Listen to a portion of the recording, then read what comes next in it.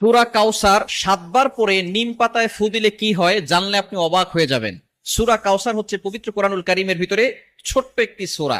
পবিত্র কোরআনুল কারীমের 108 নম্বর সূরা, 114টি সূরার ভিতরে 108 নম্বর সূরা হচ্ছে সূরাতুল কাউসার। যদিও ছোট্ট সূরা, তবে এর ফজিলত কিন্তু অনেক বেশি। অনেক সময় আমাদের দুশমন বেড়ে যায়, আমাদের অনেক দুশমন হয়ে যায়। এই দুশমনকে ধ্বংস করার জন্য আপনি কিছু নিম পাতা সংগ্রহ করে 7 বার পরে যদি আপনি নিম পাতায় ফু দিতে পারেন, এই কিভাবে আমল করবেন এবং কিভাবে আপনি করলে আপনার দুশমন চিরতরে আপনার কাছে নত হয়ে থাকবে, আপনি জানলে অবাক হয়ে যাবেন। নবীজি সাল্লাল্লাহু আলাইহি সাল্লামের কিন্তু দুশমন ছিল। আবু জাহেল, উতবা, সাইবা মিলে সব সময় প্ল্যান করতো কিভাবে মুহাম্মদ সাল্লাল্লাহু আলাইহি সাল্লামকে ধ্বংস করে দেওয়া যায়। এই সূরাতুল কাউসারের এতটা ফজিলত কেন? এমন সময় আল্লাহ পাক রব্বুল আলামিন এই সূরা কাউসার নাজিল করেছেন, যেই সময়টা নবীজি সাল্লাল্লাহু আলাইহি সাল্লাম খুবই কষ্টের ভিতরে ছিলেন। আল্লাহ পাক রব্বুল আলামিন সূরা কাউসার নাজিল করে নবীজি সাল্লাল্লাহু আলাইহি সাল্লামকে সন্তুষ্ট করেছেন। বলেন সুবহানাল্লাহ। Can you imagine? আপনি কল্পনা করতে পারছেন? নবীজি সাল্লাল্লাহু আলাইহি সাল্লামের ছেলে সন্তান যারা এই দুনিয়াতে এসেছিল তারা এই দুনিয়া থেকে বিদায় নিয়েছে। অল্প অল্প বয়সে তারা দুনিয়া থেকে বিদায় নিয়েছে। যখন এই সব সন্তানগুলো দুনিয়া থেকে বিদায় নিল, এবার কাফেররা বলা শুরু করলো, মুহাম্মাদের বংশের কোনো ছেলে নাই, মুহাম্মাদের এই দিন টিকবে না। মুহাম্মদ যে ইসলামের দাওয়াত দেয়, যেই কালিমার দাওয়াত দেয়, এই কালিমার দিন বেশি দিন টিকবে না, কেননা তার সন্তান সবগুলো দুনিয়া থেকে বিদায় নিয়েছে। মুহাম্মদ হচ্ছে আবতার, নির্বংশ, মুহাম্মাদের বংশ নাই, মুহাম্মাদের এই ইসলাম বেশি দিন থাকবে না। তখন আল্লাহ পাক রব্বুল আলামিন নবীজি সাল্লাল্লাহু আলাইহি ওয়াসাল্লাম যখন মানুষের কথা শুনে, এমনি সন্তান হারার বেদনা কষ্ট আছে, আবার মানুষের কথায় তিনি কষ্ট পাচ্ছেন, আল্লাহ পাক রব্বুল আলামিন এই সূরা কাউসার নাজিল করে বলেন, ইন্না আতাইনাকাল কাউসার, নবী হে টেনশন করবেন না, আমি আপনাকে হাউজে কাউসার দান করে দিয়েছি। বলেন সুবহানাল্লাহ।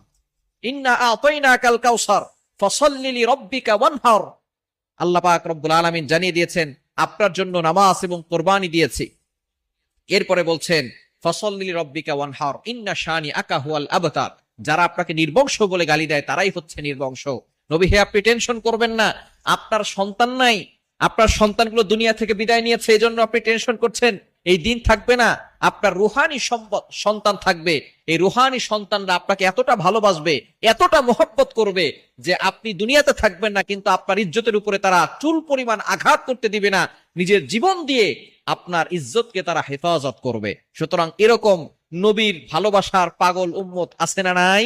সুতরাং নবীজি সাল্লাল্লাহু আলাইহি ওয়াসাল্লাম কেমন সময় এই সূরা আল্লাহ পাক রব্বুল আলামিন দিয়েছেন, যখন তিনি কষ্টে ছিলেন। এই সূরাটা যখন আপনি পড়বেন, দুশমনকে কাবু করার জন্য, তাকে বাধ্য করার জন্য। অনেক সময় আমাদের দুশমন বেড়ে যায়, ভালো যিনি থাকবে তার উপরে দুশমন বেড়ে যাবে।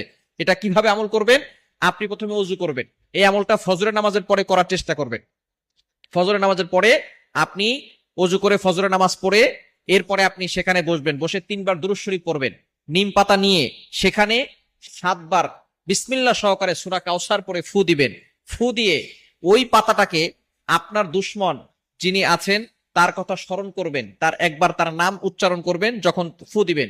এরপরে শেষে আবার 3 বার দুরূদ শরীফ পড়ে ওই পাতাটার ভিতরে ফু দিয়ে সেই পাতাটা আপনার যে দুশমন আছে সে যেই রাস্তা দিয়ে হাঁটে সেই রাস্তায় আপনি পুঁতে রাখবেন।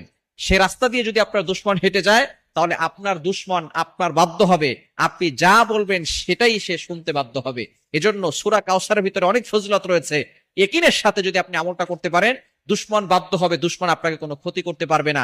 আল্লাহ পাক রব্বুল আলামিন মানুষ শয়তান বলেন, জিন শয়তান বলেন, সকল ধরনের দুষ্ট শয়তান এবং মানুষ থেকে আল্লাহ আপনাকে হেফাজত করবেন। এজন্য সূরা কাউসারের আমলটা ইয়াকিনের সাথে, বিশ্বাসের সাথে আমল করেন, অবশ্যই আপনি ভালো একটি ফলাফল পাবেন।